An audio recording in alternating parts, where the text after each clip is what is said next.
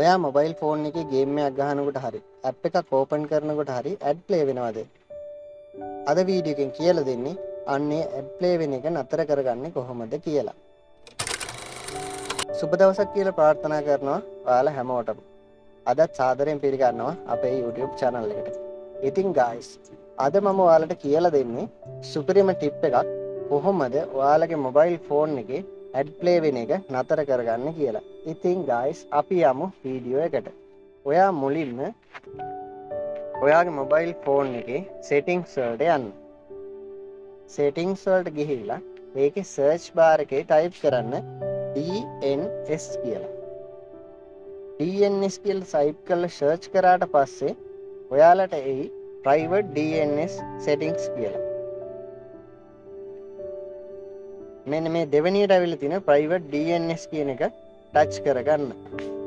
ඊට පස්සේ ඔයාලට මෙන්න මෙහෙම වැටෙනවා select private DNS mode කියලා.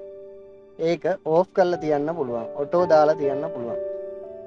off කරලා හෝ auto දාලා තියෙද්දි ඔයාලට ad play වෙන එක නතර කරගන්න බෑ. ඔයාලගේ ad play වෙනවා. ඔයාලා ගේම් එකක් ගහනකොට හරි අපි හිතමු app එකක් open කරනකොට හරි සමහර විට ad play වෙන්න පුළුවන්.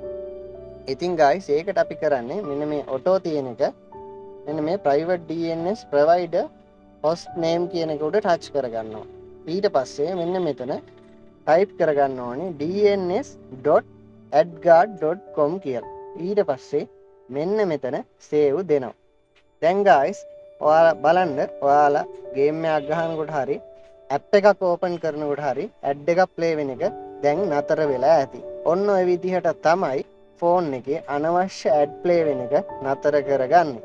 හැබැයි guys මේකෙදි ඔයාලා Facebook app එකේ සහ TikTok, YouTube කියන app තුනේදී ඔයාලගේ ad play වෙන එක නතර වෙන්නේ නැහැ. මොකද ඒවා එයාලගේ system එකෙන්ම දාපු ad නිසා.